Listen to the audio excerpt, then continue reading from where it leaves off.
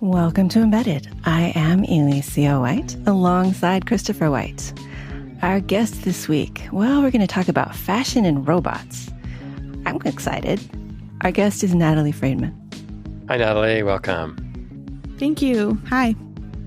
Could you tell us about yourself as if we met at NYC Resistor? Sure. My name is Natalie. I'm a PhD candidate at Cornell Tech, working on designing clothing for robots. So NYC Resistor is actually 20 minutes away from my university. Cornell Tech is a satellite campus of Cornell on Roosevelt Island in Manhattan. So I guess I would say I'm an art generalist and also a human-robot interaction researcher. I studied cognitive science. So I'm looking at robots from a social science perspective, and now I'm in the field of human-robot interaction. So things that I would study are how can we make robots more socially appropriate? How close should robots physically be to you, like say in an elevator? And how tall should robots be to make people more comfortable? So I'm looking at clothing for robots, and I've always been kind of crafty. I've been into jewelry and pottery, photography, painting, drawing, and it's always fun for me to learn new methods for crafting. So I wanted to learn how to sew, and this is while I was studying human-robot interaction. So I thought, like, how could robots just move more beautifully, like in animation, right? Because robots tend to be kind of rigid in their movement. So I sewed up a skirt for Blossom the robot, and had Blossom twirl, and it was totally magical, and the rest was history. Excellent. We want to do lightning round where we ask you questions. Okay. Short questions, and we want short answers. And if we're behaving ourselves, we won't ask what exactly conductive thread do you prefer, but maybe we will. Okay. Are you ready? Yes. Art or technology? Art. Favorite fabric? Linen. Buttons, snaps, or zippers? Snaps. Conductive thread, yes or no? And if so, Yes. what kind? Yes, and with a low resistance. Favorite non-fictional robot? Ooh. Blossom. Okay, I'm not familiar with that, and we're going to Is break that the Gilmore rules, and you're Girls? going to have to tell me. Gilmore Girls? Wasn't there somebody named Blossom but I don't think she was a robot. Blossom was its own show, but she was not a robot. She was... Okay. Who is Blossom? Blossom is a robot made at Cornell, and it's made with rubber bands and wood, and it's like a DIY robot. Okay, we'll have to look up a picture of that. Sure. And do you have a favorite place to watch whales in Santa Cruz? I would say the boardwalk. Complete one project or start a dozen? Start a dozen. If you could teach a college course, what would you want to teach? A small studio course about clothing for fashion designers, or for robots. And I would teach it to fashion designers and social scientists together. Favorite fictional robot? Eva from WALL-E. The popular one. Yeah. Do you have a tip everyone should know? Okay, when you buy peanut butter, all the oil is usually at the top, but if you flip it over before you eat it, then the oil gets evenly distributed. Why are you looking at the me? peanut butter. You store it upside down because I have seen you put them right side up in the cupboard. Well, I don't eat the peanut butter. I know, so why do you... So what does it matter to me? I just want to give credit to Marsha Carlin. She gave me that tip.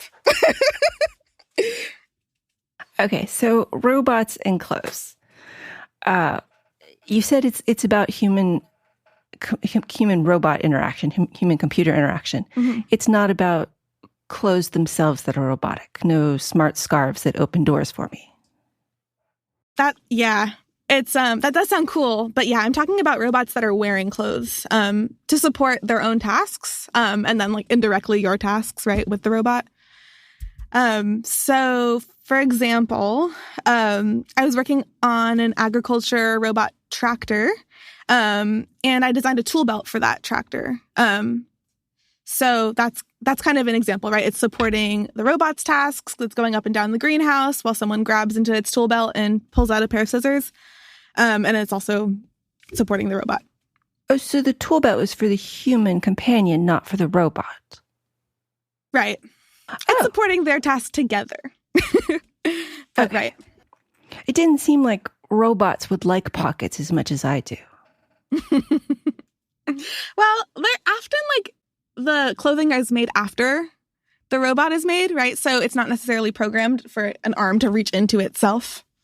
I saw Simone Yacht did a YouTube video where she made an arm, a robotic grabby arm, out of stained glass. Oh, wow. And it was very pretty, although given the tears towards the end when it failed, it seemed very difficult. Are you trying to make things prettier, more approachable, or more like the utility belt where you're trying to solve two problems, or you're trying to solve the human's problem, not the robot's problem?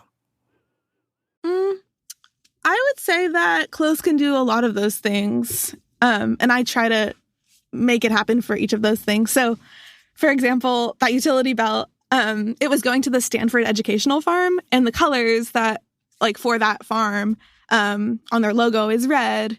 So I made sure that, like, there was kind of that branding on the utility belt. And then in this case, it wasn't so protective. But there actually were some holes in the robot that water could get into. So it ended up by accident just covering up those holes.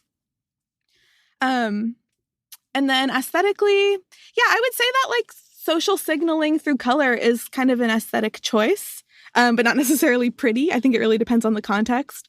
So, for example, maybe Lady Gaga is doing a performance and she wants to bedazzle her mic and to match her costume, right? So I think that that's a case where you want to think a lot about, like, aesthetics.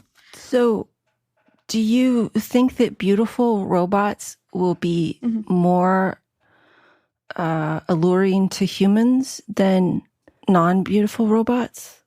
I think so. I think that there's some risk making robots beautiful because they might not belong in their environment, right? Like, wearing a very fancy dress to a utilitarian environment might look wrong.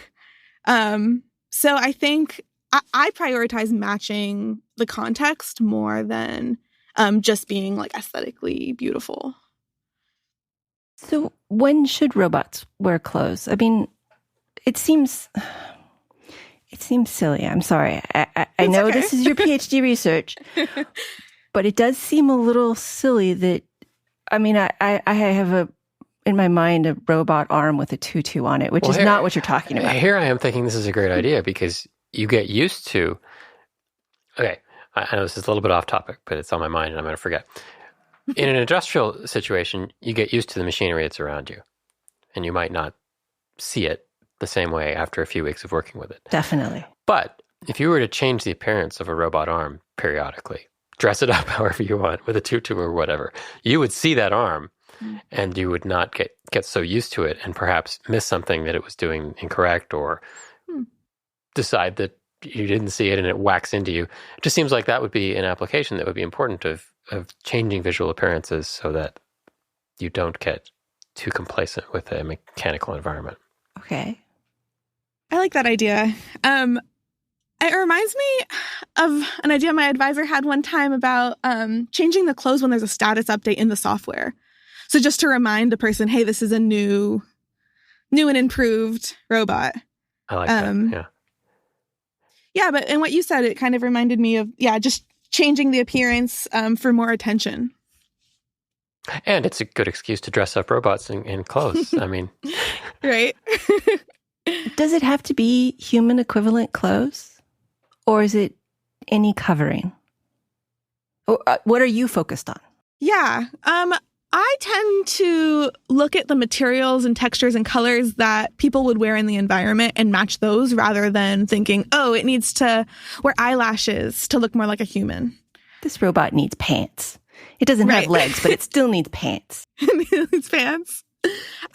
Speaking of that, so one of the first prototypes that I made for that utility belt, I I put a belt, like a long belt around the whole robot, and it got stuck in the plants. That and it didn't need the belt. It was just me thinking, oh, it needs to wear a belt because it's wearing a utility belt, and that is what people wear. So it can be dangerous to take things, shapes and forms from people and just apply it to robots. Sure. But you are calling them clothes and not enclosures. That's a good point. This has been a really challenging topic, like figuring out what to call it. Like sometimes I want to call it fashion, but then my advisor says, hey, you're going to alienate all the engineers in a publication if you call it fashion. So clothes feels a little bit less, I don't know what the word is. Girly? Showy, maybe? Yeah, girly, showy, yeah. It's a mundane term. It has clothes span the gamut from burlap sack to ball gowns. So. And fashion is usually high fashion. So, okay, I can see that. Right. And then coverings is something that we've considered. And I think that's even more mundane than clothes. But like, there's a casing, right? When you say enclosure, I think of like the casing that goes around the mechanisms in the robot. Mm-hmm. And I kind of want to think about clothes as removable, and like to the average person that's not the engineer, right? So when you say enclosure, I think of the casing that comes with the robot, that is around the robot already.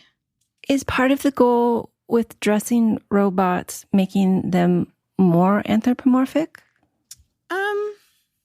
No. I think that it's really hard to get away from anthropomorphism. But really I'm just trying to have the robot fit better into its environment. And maybe protect the robot from dangling wires getting snagged, or from overheating. Maybe it can insulate the robot too.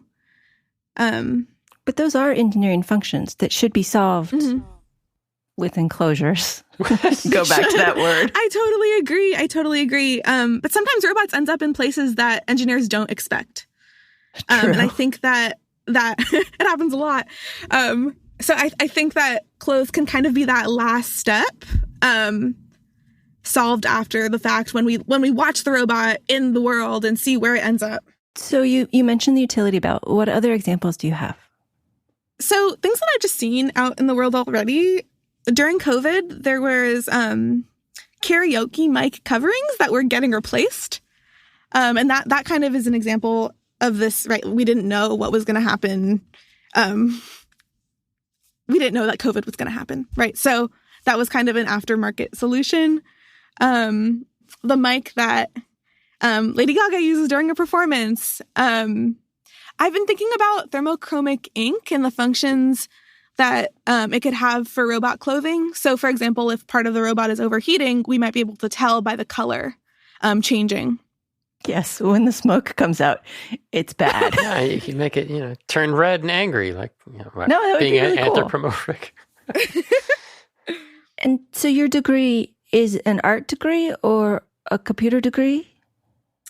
It's information science. So a lot of people that come out of that program tend to be user experience researchers, right? So they have a little bit of knowledge about technology, design, and engineering. Information science used to be a degree for librarians. And it's so fascinating to me that it covers now both human-robot interaction and library sciences.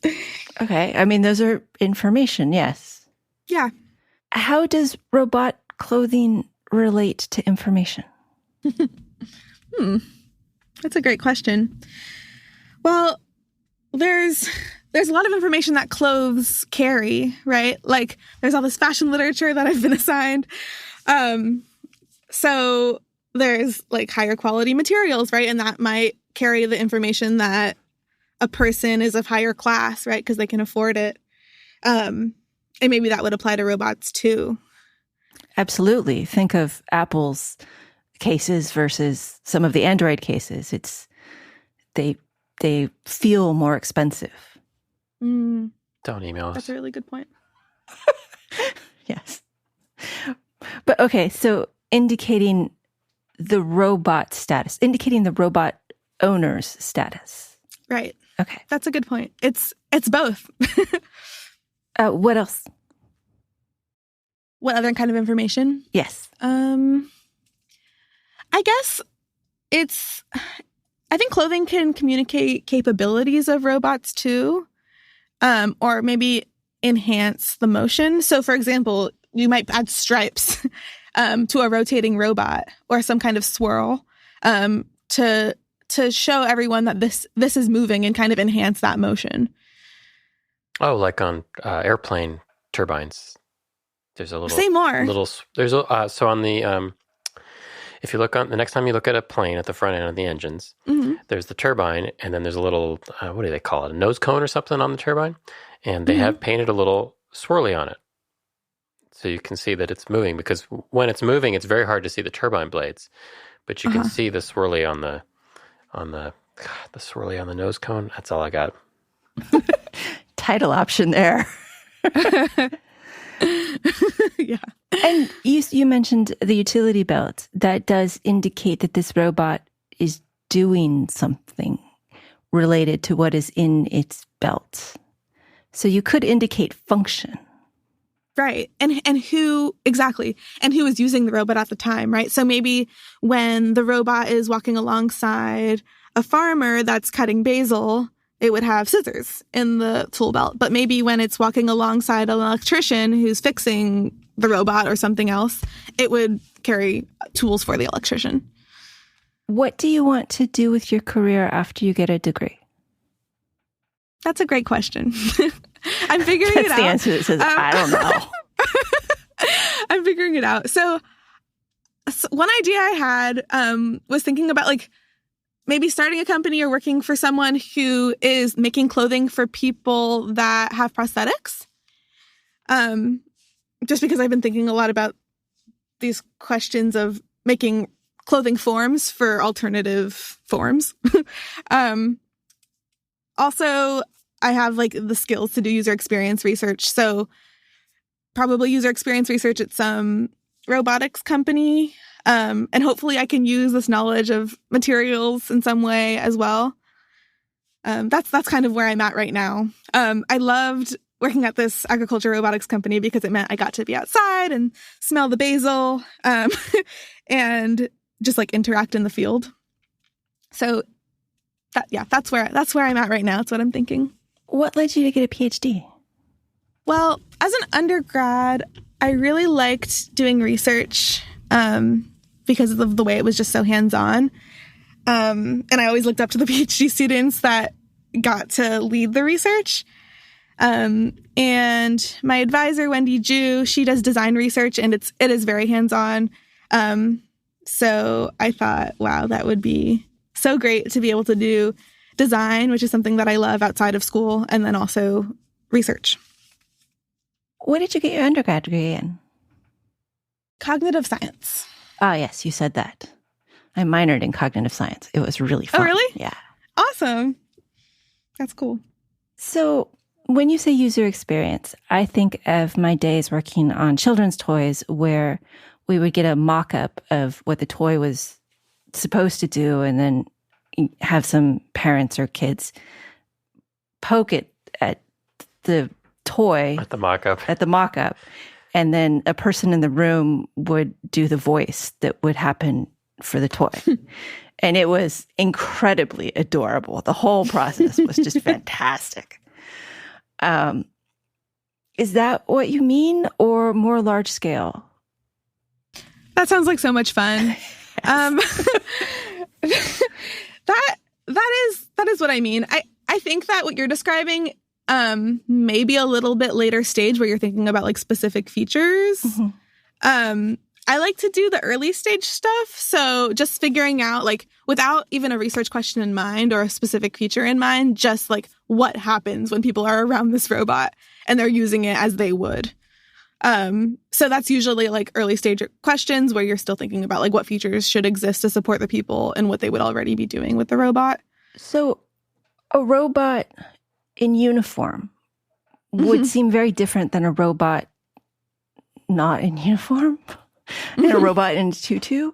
Well, if you think about the robots we tend to see today, there's the all-white kind of plasticky security robots and Sleek androids that people are trying to make. Honda or Tesla or whatever. They all have these weird white plastic forms that are unadorned, or the heavily industrial robots that don't look like people's conceptions of robots, right? I mean, they look like industrial robots.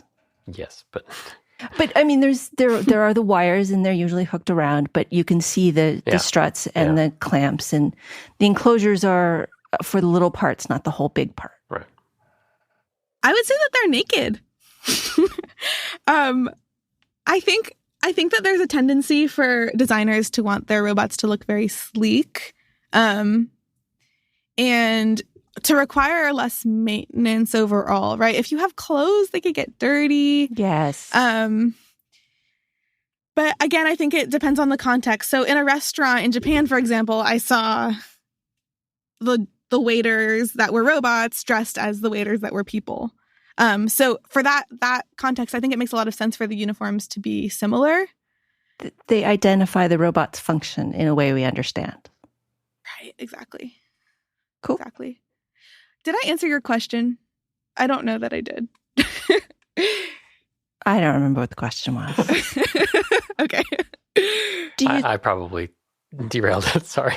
Do you think there is a role for having silly costumes on robots? I do. I think that it can make the robots more approachable, especially to kids. And one could imagine a performance robot, right? Like being silly. I know, like Simone, like you mentioned, Simone Gertz, like her robots are totally silly, right? Yes. It's kind of the whole act. It's the intention. All right. And when I was teaching Girl Scouts how to build robots, and I brought a bunch of crafts with me. And I think that the crafting like around the robot made building robots more approachable. I think that sometimes this idea of like engineering and robotics can be kind of intimidating to kids, especially girls. And yeah, adding this element of something that's familiar, making it silly, can actually make the robots more approachable and building robots more approachable. Using silliness to teach is fantastic. I that is the way I much prefer to learn. I agree. How much of your thinking, or not your thinking, but, well, okay, how much of what you think is appropriate or what people will respond to is guided by maybe what we've been acclimated to through popular culture? Because sci-fi has robots, right? When people think of robots, people outside of engineering maybe think of robots. They tend to think of sci-fi robots. And while they might not be clothed, sci-fi robots tend to be heavily designed for aesthetic appearance. You have C-3PO, who's golden, and R2-D2 has a particular set of colors. And I think there have been robots with cape. I'm trying to think of examples of clothed robots in sci-fi, and I'm not coming up with any. I think there's been some with capes, and that's about all I can think of. But unless they're pure androids, right? Unless they're pure androids, and then they're just acting as humans who happen to be robots, like Data or something. I mean, the Dalek, it has a bunch of ornamentation that is not clothing, but also not Pointless. Obviously right. technically useful. Yeah. So I guess to distill my question, how much of your thinking is influenced by that, and how much, at a second level, how much of what you think about doing is kind of to keep people in that lane where they're expecting things? I think that animation has what's the word? So animators have this background in character design. So they can make the form exactly as they want, right? And think about the voice and the name and the textures kind of all together. And this is kind of what inspired me to dress robots in the first place. Because there's all this character design that goes into animated characters. But that doesn't always happen for robots. Can you repeat the question? I guess, I didn't ask it very well. It's okay. And I think you did answer most of it there. Okay. Because that's, what inspired you to get into it. But I guess when you're thinking about clothing for a robot, how much are you thinking about the end user and what they're expecting versus either subverting those expectations or doing something that's purely, okay, this has a purpose and it's not purely aesthetic to line up with a random observer's expectation based on their history? Yeah, I think starting with the user is usually the best place to start. So really just like observing the environment that the robot's going to end up in with the robot there. And like watching those interactions and then coming up with the design. I think it might be different for a performance, right? Like that is a place where we would want to subvert expectations. I recently saw there was a AIForGood clip with a bunch of different robots that were supposed to be representing different countries, and they were like different, I guess, values, and they were all wearing different clothes. I think it was Erica, the robot. I have to double check, but one of them was wearing like a nurse's outfit, and one of them was wearing like a totally bedazzled dress. And that was, in a way, kind of a performance, right? It's not, they're interacting with each other, and it was for film, right? So I think starting with the user when people are going to interact with it, and then kind of thinking about subverting expectations during when you're preparing a robot for performance. And the user is the audience, the additional performer, the robot. I mean, who is the user here? Well, during a performance, I guess the audience, yes. Anyone that's preparing the robot also, right? The engineers, the hardware engineers, and any additional actors too. I have been enjoying the Murderbot Diaries by Martha Wells, who we had on the show a while ago. Thank you to Ben for noting the humble bundle that had all the audio. But SecUnit, who is the main character in Murderbot, uses its clothes as a way to hide. It hides behind its mask. When it later loses its helmet, it hides behind the clothes that it uses. And while it mostly hates everything, it does eventually enjoy custom clothes. Mm-hmm. Do you think robots want to wear clothing? Do you think robots will want to wear clothing? I think if its goal is trying to hide, yes. Trying to hide its emotions. Oh, trying to hide its emotions. Okay, I see. I think that the word want is a tricky thing because it really anthropomorphizes the robot, right? It kind of assumes that this robot like has some kind of consciousness and desire. And I'm like constantly tempted to like use language that anthropomorphizes the robot. Like I want to say wire modesty or robot comfort. Wire modesty.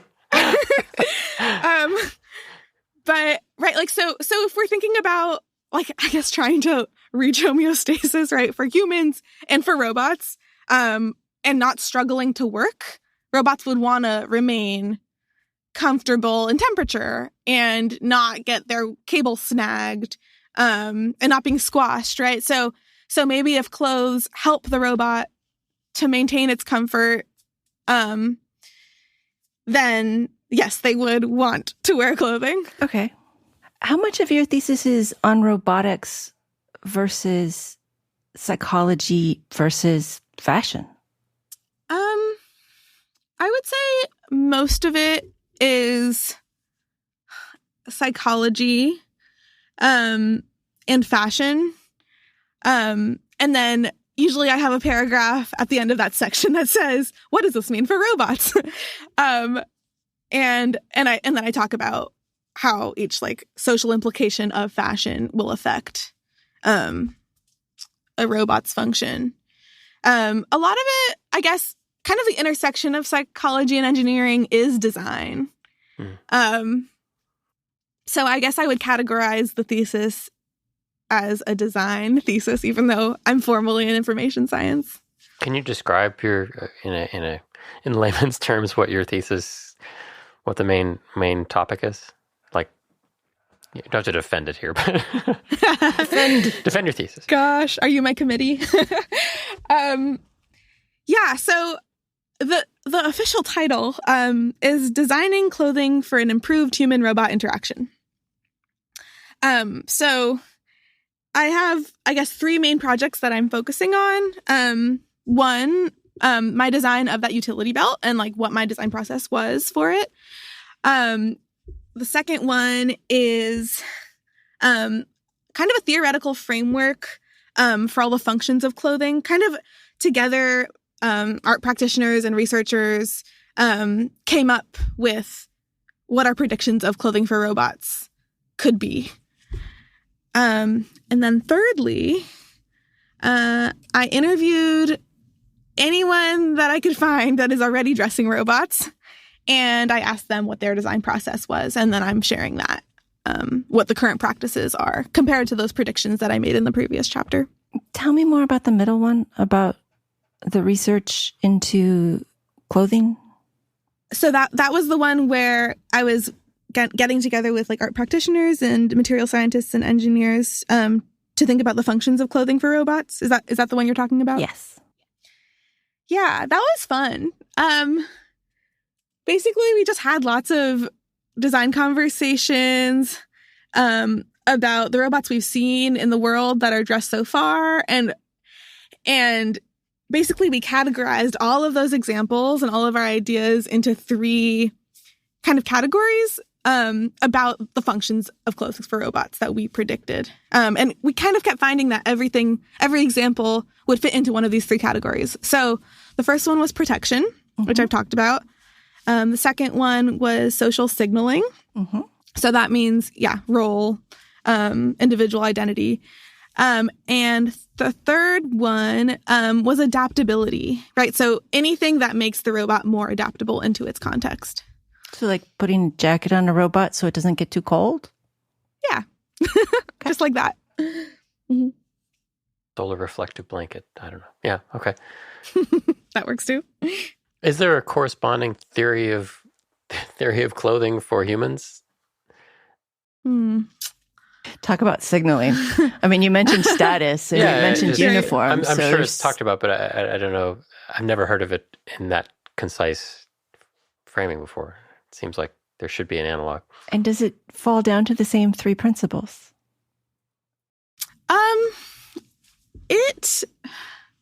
It does in so many ways. There's lots of different frameworks.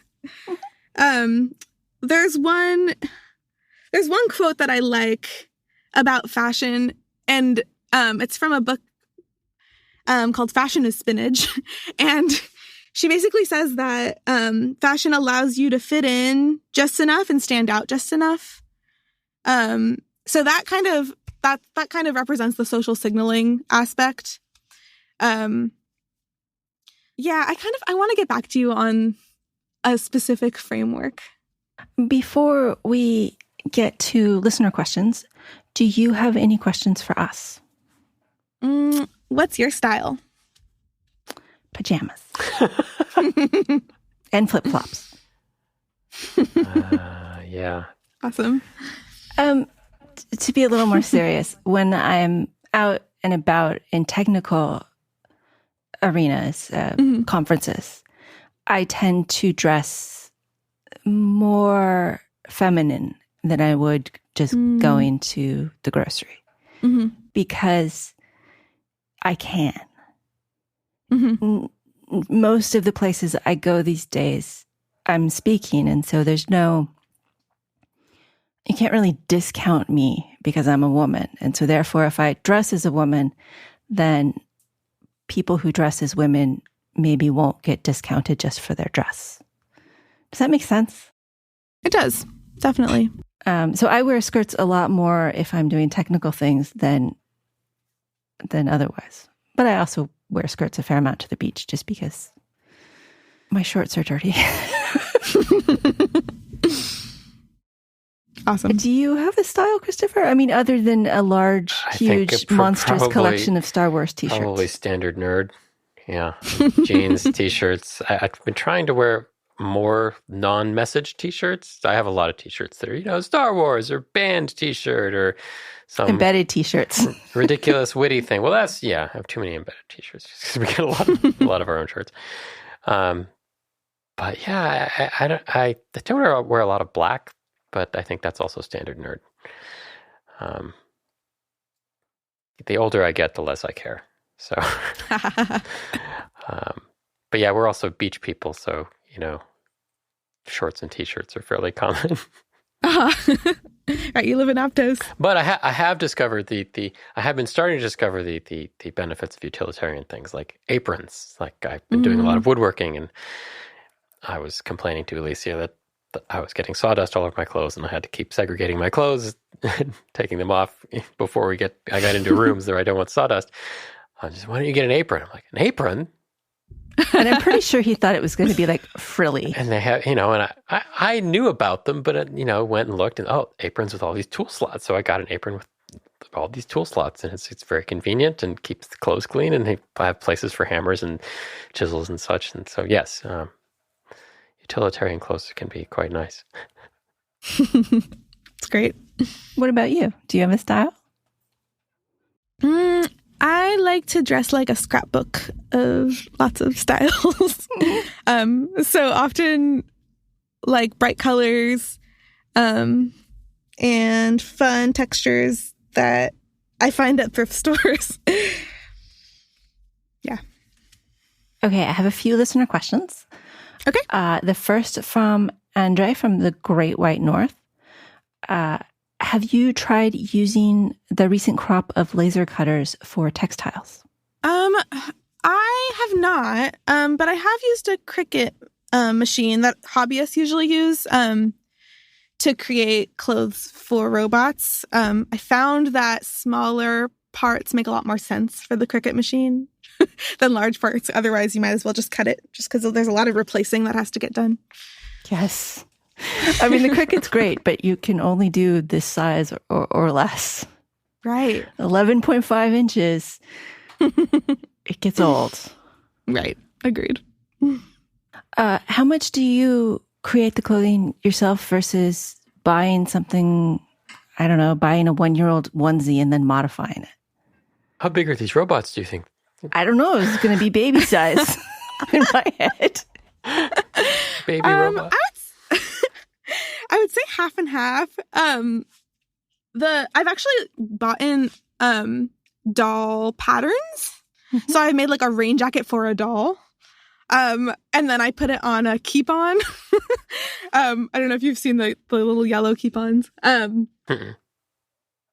So, and that was kind of an effort just to learn how to sew. It's hard to be a PhD student, right, and do engineering, design, and then also learn how to sew, and be as good as a tailor. So sometimes I have outsourced that work. Sure.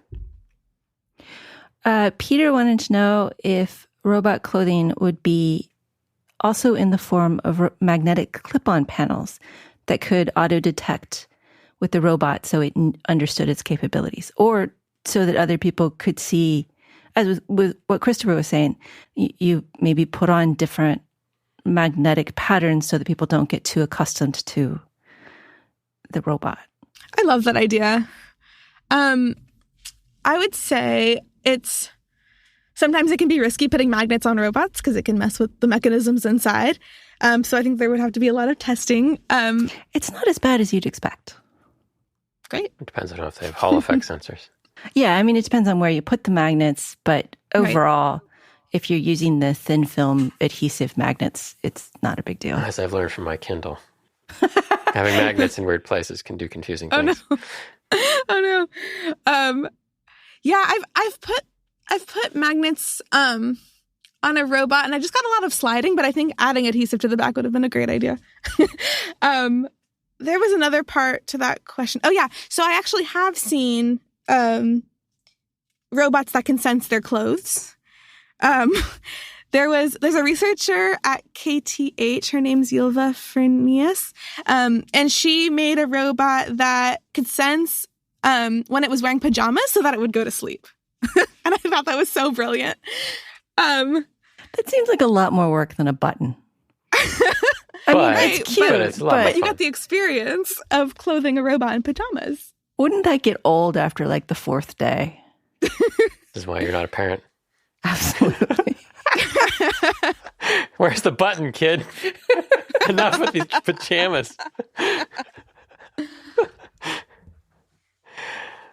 This is very fascinating because I think as robots become more prevalent in people's lives, well, like Roombas, people do things to Roombas. Okay. They do. That didn't come out right.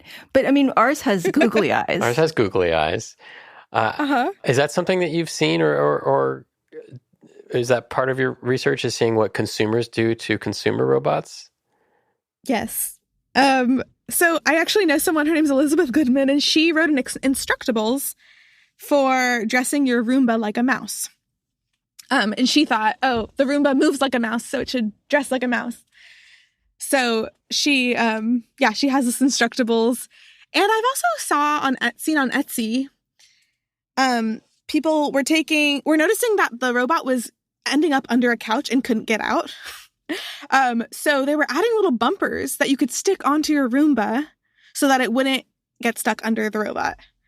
It's totally brilliant to me. Sure. Roombas in particular tend to form attachments. That went backwards. People tend to form attachments to their Roombas, to their specific Roomba, not to the brand. I mean, Chris Veck has told us that iRobot, sometimes they say, I don't want a different one. You can't replace it. You have to fix this one. Do you think that people will dress robots more if they feel... Do you think it'll be like dogs, like little dogs that end up getting dressed whether they want to or not? I think yes. We've definitely seen it with Roombas, and I'm looking forward to seeing it with more. There was one YouTuber who brings Pepper along in her car and takes videos of her and Pepper dressed for the day. And she calls it Pepper Days. And one day they were going in the rain and Pepper wore a raincoat. And I think she's probably very attached to her specific Pepper. And Pepper's the robot, not a dog, just to be clear. Yes, just to be clear, Pepper is a robot made by SoftBank. Oh. Do you think it's good for robot manufacturers to be trying to make anthropomorphic robots? Again, I'll bring up the example of Tesla, which I'm not super a fan of what they're doing there, but there've been Tesla and was it Asimo? Honda's Asimo? Is that the right? Asimo, yeah. And there've been others where people are just trying to make, the standard sci-fi android-shaped robot. Is that a good idea? I would say no. I think that a walking robot doesn't make as much sense as a rolling robot, right? Like there are limitations that that the form of our body has that just doesn't work for a robot. I think that there are also a lot of expectations that come with making a robot look like a person. For example, if you put ears on a robot, that makes people think that that's where the microphones are, or that that the robot can hear. And if you put eyes on a robot, it's the same thing. So I think that there is a risk to it. But I guess, again, like walking versus rolling might depend on the context that the robot will end up in. On the flip side, Boston Dynamics tends to make robots that look like evil hellhounds. Is that a good idea? Yes, because they are evil. Or should they be dressed up in some way to make them less intimidating? Maybe a little rain jacket, a pink one with a tutu. I'm being entirely serious here. But no, you're right.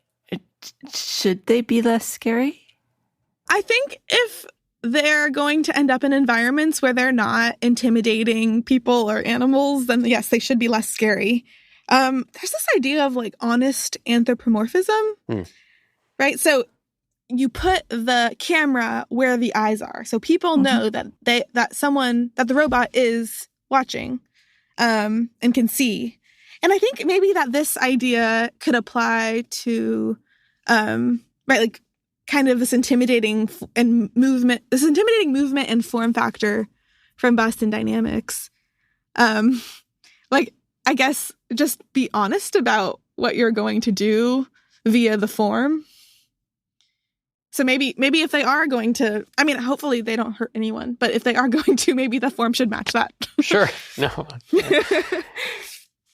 Going back to sci-fi, there's been plenty of sci-fis where friendly-looking robots are actually the evil robots.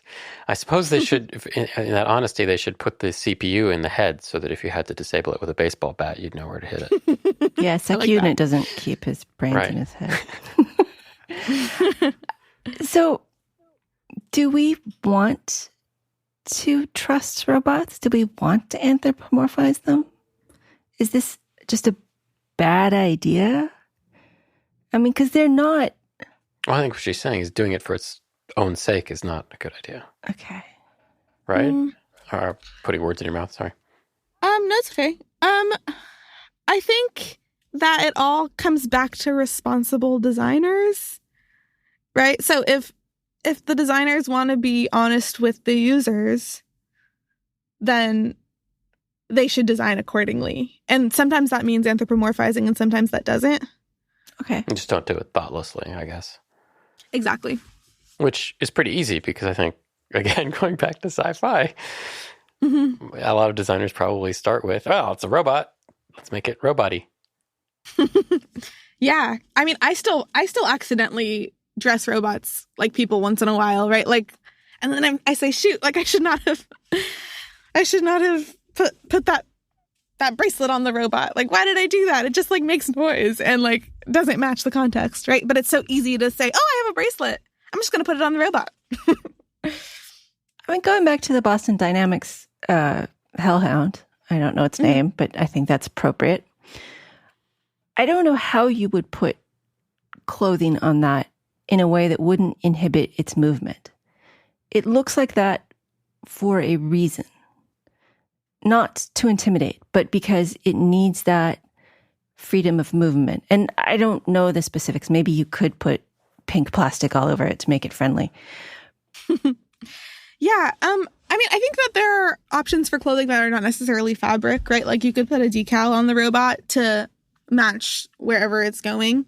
I've seen that done with Relay, the robot made by Savioke. The robot goes to hotels and works at the hotel, and it wears like a badge and it wears a bow tie and it wears the logo of the hotel. So I think that there are ways to avoid inhibiting movement with clothes without actually, putting fabric on the robot.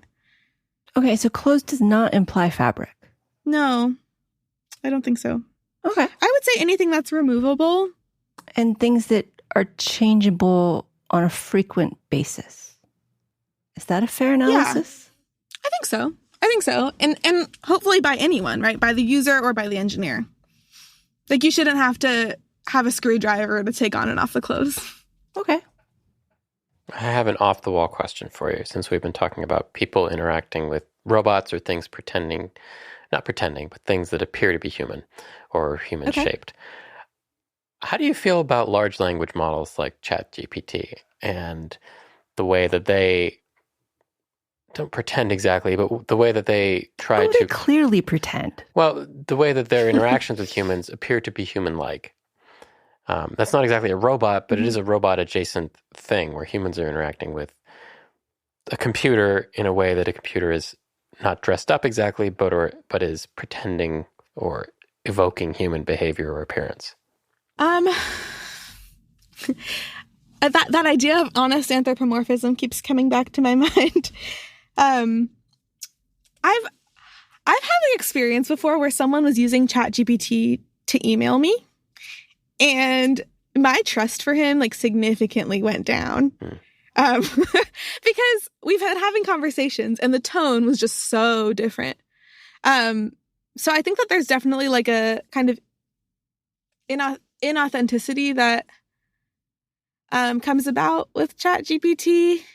Were you asking about ChatGPT like in relationship to clothes? I'm just trying to understand your question. It's kind of an analogy that sprung in my head. Like, okay, we anthropomorphize the appearance of robots, mm-hmm. but it feels like with ChatGPT we're anthropomorphizing information or the way that a computer speaks.